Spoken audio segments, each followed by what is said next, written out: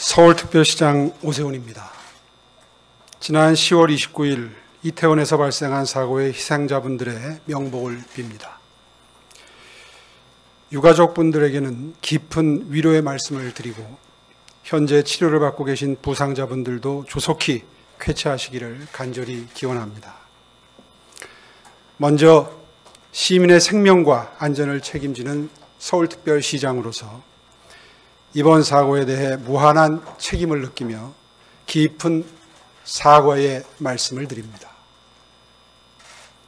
서울시에서는 모든 장례 절차가 마무리되고 유가족과 부상자 그리고 이번 사고로 슬픔을 느끼고 계신 모든 시민분들이 일상을 회복할 수 있을 때까지 모든 행정력을 투입해서 최선을 다하겠습니다.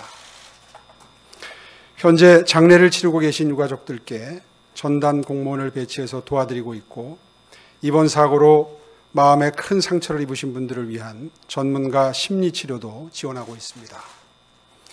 어려움을 겪고 계신 유족분들은 지속적으로 지원하도록 하겠습니다.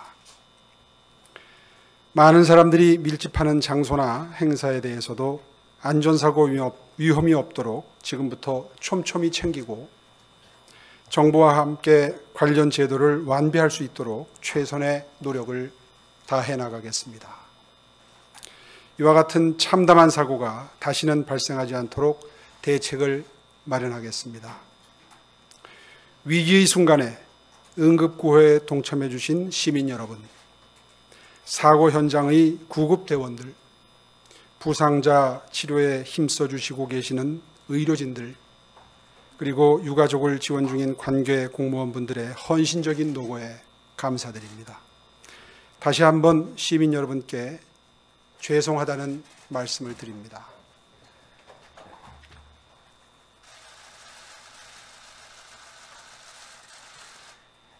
이어서 기자단 질의응답 시간을 갖도록 하겠습니다. 질문하실 기자분들께서는 손을 들어주시기 바랍니다. 네, KBS 윤아령 기자님. 네, 사고가 지난 시점이 조금 지났는데 이렇게 급하게 사과 입장문을 밝히게 되신 계기가 궁금합니다. 예, 사실 어저께까지는 경황이 없었습니다.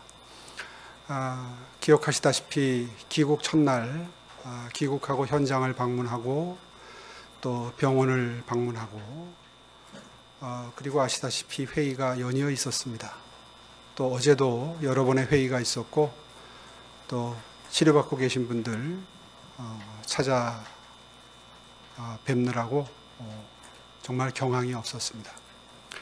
늘 마음속에는 언제쯤 사죄의 말씀을 드려야 되나 하는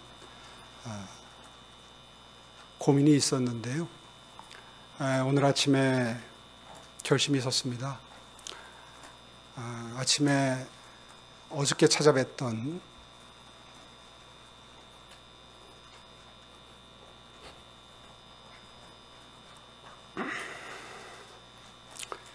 국립의료원에 20살 딸을 두신 분이 어제 제게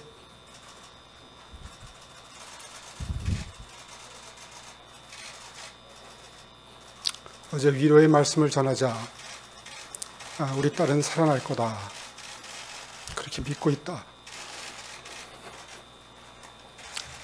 그렇게 말씀을 하셨는데 오늘 아침에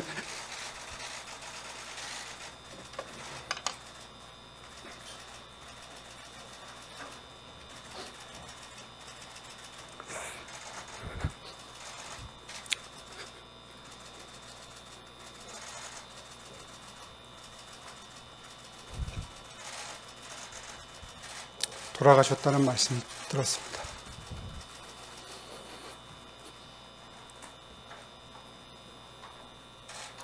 사죄의 말씀이 늦어서 죄송합니다.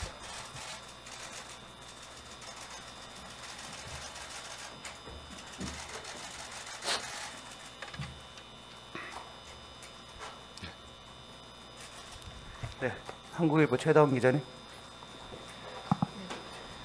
그러면은 오늘 사죄 내용에는 서울시의 예방 대책이 미흡했다는 지적을 인정하시는 건지, 인정하시는 거라면 구체적으로 어느 부분이 좀 미흡했다고 생각하시는 건지가 첫 번째로 궁금하고, 두 번째로 지금 시의회에서 관련 조례 제정 움직임이 있는데 이 부분에는 어떻게 협조할 예정이신지 궁금합니다. 예, 앞으로 수사기관의 수사가 예상이 됩니다. 아마 한 시민단체가 고발을 했다는 기사를 보았습니다. 아마 조만간 수사가 계속될 거고요. 자연스럽게 책임의 소재가 밝혀지리라고 생각을 합니다. 그 수사 결과가 나올 때까지 그 부분에 대해서 언급하는 것은 아직은 순서가 아니라고 생각을 합니다. 네, 또 다음 질문 있으십니까? 네, 김희연 기자님. 네, 구미부 김현입니다. 일단 한 두 가지 정도만 질문 드리고 싶은데, 어쨌든 사실 책임 소재를 가릴 수 없는 주체가 없었다는 행사라는 말은 있지만, 어쨌든 10만 인파가 예정이 된 상황이었고, 그 상황에서 시와 구도 역할을 하지 못했다는 지적이 있는데, 그 부분에 대해서 시 차원에서 내부적으로 감사라든지 아니면 점검을 한다든지 이런 부분이랑, 그 다음에 또 구청에 대한 감독 권한도 있는데 용산구에 대해서는 좀 어떻게 대응하실 생각이 있는지 좀 궁금합니다. 예, 그렇지 않아도 죄송합니다.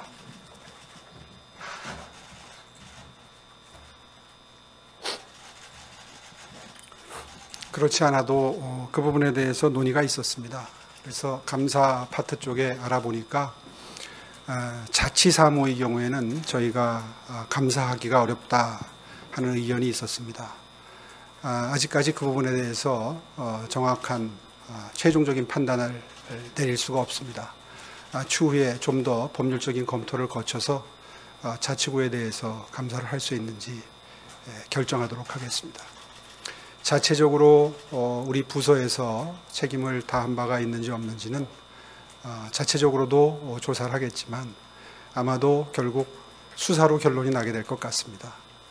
그때까지는 좀 시간적인 여유를 가지고 지켜봐 주십시오. 더 이상 질문이 없으시면 계속하세요. 예, CBS 김민수 기자님. 김민수 기자입니다.